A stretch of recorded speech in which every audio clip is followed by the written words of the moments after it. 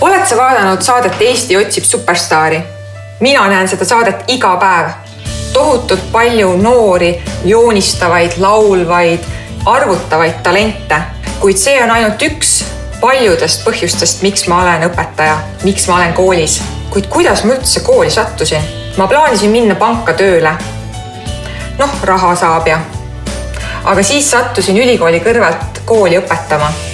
Ja ma armusin sellesse.